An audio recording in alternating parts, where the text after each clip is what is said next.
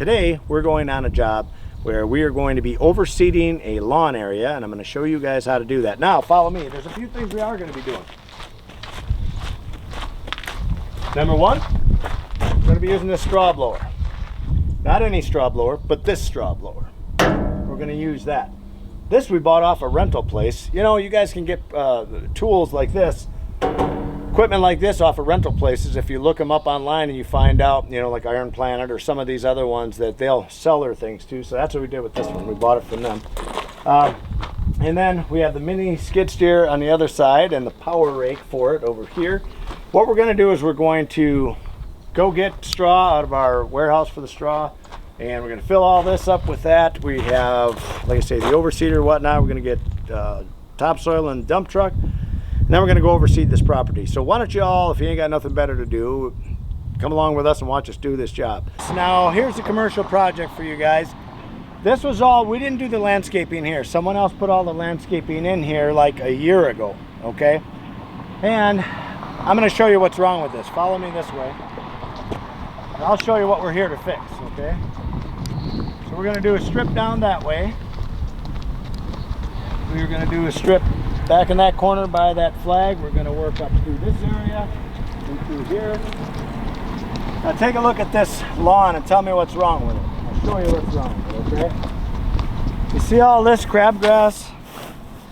All right, all this stuff is here because when it was seeded, it wasn't seeded properly and the seed didn't come up fast enough, all right, and the grass didn't fill in.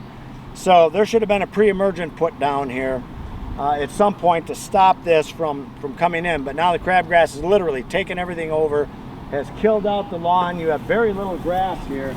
The whole property looks pretty much like this. So the owner, this is what happens oftentimes. You'll see that when you work on these projects, it goes out for bid, okay? So there might be 10 landscape companies that bid on this. The lowballer wins, okay? So the lowballer generally, not all the time, but a lot of the time. So, especially in today's day and age where everything is so cutthroat. So what happens is the lowball guy gets it. He comes in here, he chintzes on his seed. So he doesn't put down anywhere near what he should put down because he's probably not making much on this to begin with. So he's trying to cut corners wherever he can. So he comes in, he barely seeds this thing down, and then, you know, a year or two later, they call in guys like us to come in here and fix these situations and do it right. So they stuck, I don't know how many million into the business. The owner comes in here, and it's all redone inside, everything's beautiful, and then you come out here and it looks like this, you know. So what did he do is he paid us to put irrigation system in, and then redo the lawn so that the lawn matches the building. Everything is beautiful and people want to stay here. So early on, when they did their bidding on this project, the super on this job should have saw to it that this thing was done properly. He didn't do it, and that's what happens. The low ballers will come in and they'll cut corners, and then guys like me come in, and yeah, if they'd have just paid guys like me in the beginning, maybe don't pick the guy on the bottom, maybe pick the guy in the middle of the stack, but that just doesn't happen these days. You know, it's usually always the lowest bidder. So what I'm going to do is just give you a quick around the building tour of what we're going to do. Now, you know this island gets it. You can see all the flags that we put in is the irrigation system that we've installed. All right, so if you look down this way, you'll see that all of that's irrigated. This island is irrigated. This is all irrigated up into here. Okay. So the boulevard area, you can see all that crabgrass here that's just taking over the lawn. There's just no. So here's the fix on this whole thing. Irrigation is going to help a lot, okay? Because crabgrass, that doesn't need any water to grow. That'll always grow, okay? That's why the weeds thrive and the grass suffers, because the grass needs moisture. It needs that water in order to grow and to fill in, okay? So it's a two-part fix. One, get an irrigation system in, and two, redo this. Now, I'm not going to come in here with a power rake and destroy this entire thing, because there is still grass here. There is still a lot of grass that's growing good. What I am going to do is come in with the overseeder or the slit seeder, some people call it. We're going to come in, we're just going to fill in low spots with topsoil, and then we're going to slit seed this whole thing all the way around, blow some straw on it, kick on the irrigation system. And we've already sprayed this to kill all of the weeds and all the crabgrass, so that's going to kill that stuff off. And so in the spring, that's going to come in nice. It's already mid-September, so the crabgrass is going to freeze off within the next week or two. So well, here's what I'm going to show you in the back what we're going to do.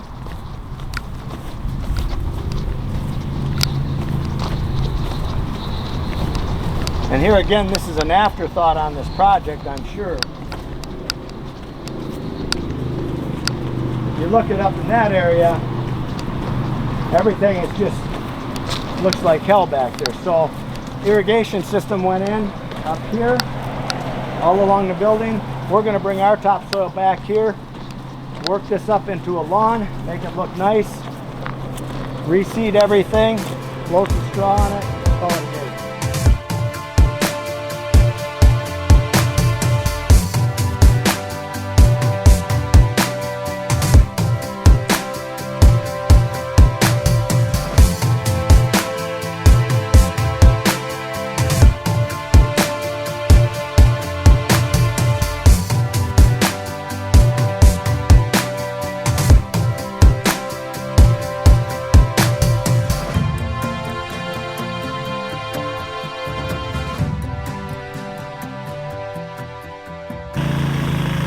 Idea. I should be filming and you should be in here. Right, this the carpal tunnel in my wrist from holding this camera is killing me. Yeah. We kind of got ahead of ourselves as usual with this one, but we took the overseeder over it, went around it, spread it. For those of you who don't know what the overseeder is, that's right up here, and I'll be happy to show you what that is. So this little handy gadget, this is one of the neatest dang contraptions. Battery operated, so instead of pushing your little one, just fill this pouch up with your fertilizer, your seed for small areas like this. Just walk around and that little paddle down there. Don't ask me why I feel like sticking my finger in and moving things, but I just, you see, I guess just for demonstrational purposes, so you can see what it does. Dials up here, adjust it however you need it for heavy or light. And then I'm already done with this when he showed up with the camera. But anyway, here's this one. This is the overseeder. So what this does, you look in here, this is where all your seed, you put your fertilizer, seed, whatever right in there. Okay. Put the lid on. There's blades underneath this. Now I showed this in the previous video, but I'm going to show you guys. You go around the front, you can actually see the blades on this thing. All right, see those? Those are cutting blades. So, basically, I'm going to give you a demonstration of this thing, but what it does, it's called an overseeder or a slit seeder. So what it does, it tears up the soil. I don't know if you can see it, if the camera's good enough, but where we ran it across here, see the lines in the soil right here? Do you see these, these lines like this? So what it does is it creates those little trenches. The seed drops down in front of it, and the blade, so the seed's here, blades are behind it, and as you're going forward, those blades are knifing that seed into the ground. So what it'll do is it helps hold it in the ground long enough for it to be buried, basically. Irrigation system all set up, which is awesome, because then we can water this, and I know we're going to have grass in 7 days, okay? So that's that. Today, I'm going to show you, demonstrate rather, how to use one of these straw blowers. So, what are straw blowers? What are they used for? They're generally used to put a blanket of straw over the top of a seeded area. That's what the majority of people use these things for. So, what we have here is a tailgate mulcher, okay? They call it a tailgate mulcher because you can put it right in the, the back of your pickup truck or whatever if you need to. It's small enough, but it's got a 20 horsepower Honda motor on it. So it's powerful enough where it'll chuck this stuff 30, 40 feet, depending on the wind, But, so what we're going to do today, we've worked up some areas around this building, this commercial site. So, this area was put in, a couple years ago or whatever, and we had to come in and redo the lawn. We didn't put the original landscaping in, someone else did. We came in to fix the problem because nothing was growing.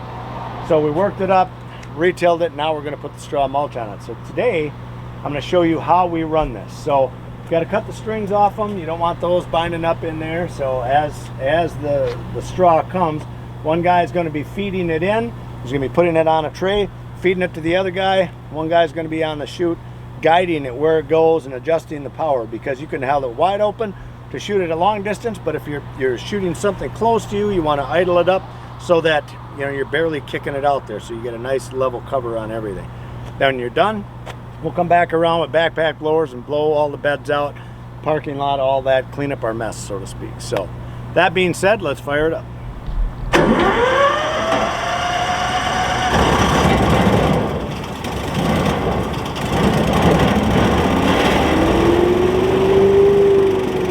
I have the best job because I get to drive the truck and I don't have to be out there in that dust, which I better make sure they have their masks, so excuse me.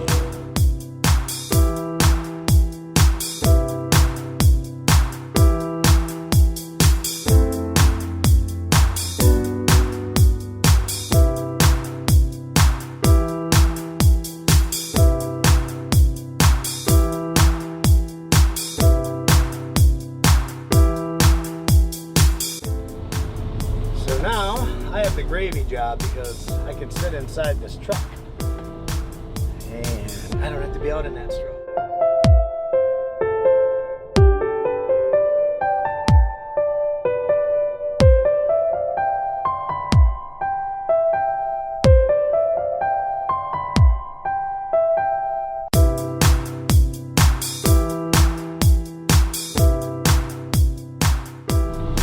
So what we did on this project is we came in and we ran the overseeder over the top of this to punch all of our seed in. And so we seeded it, fertilized it, worked it up, knocked off the humps, filled in some of the low spots. And this is going to be the final project, basically, is just getting the straw on top of it. We also installed this irrigation system, which is where all the yellow flags are that you see.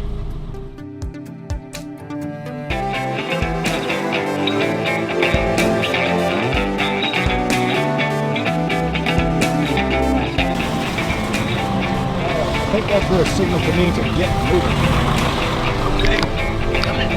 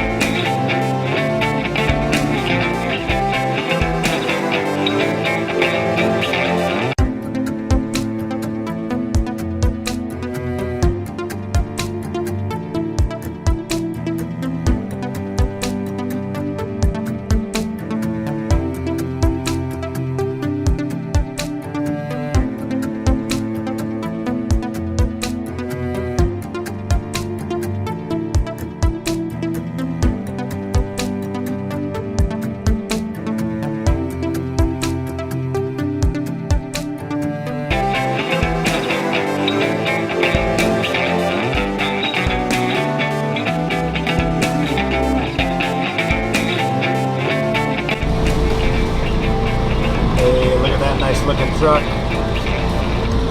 Woohoo! All right, gotta relocate.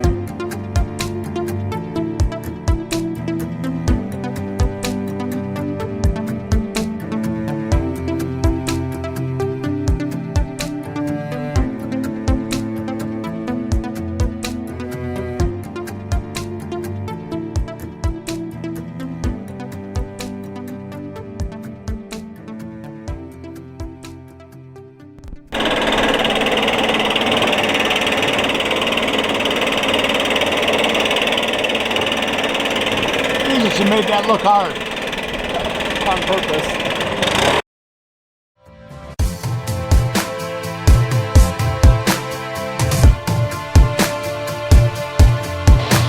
That thing is a beast.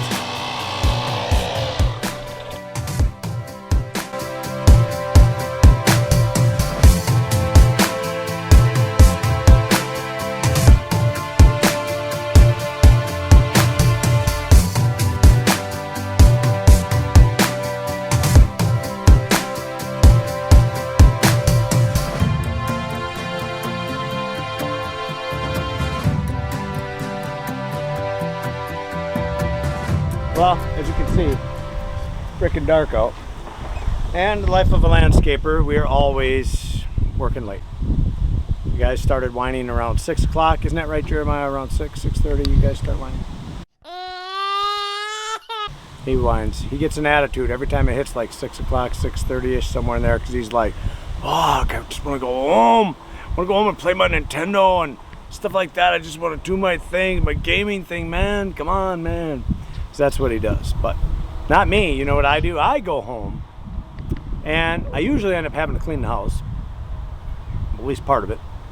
And then I do my emails, then I answer all my calls, and then I try and line up estimates for the next day. That's what I do till midnight.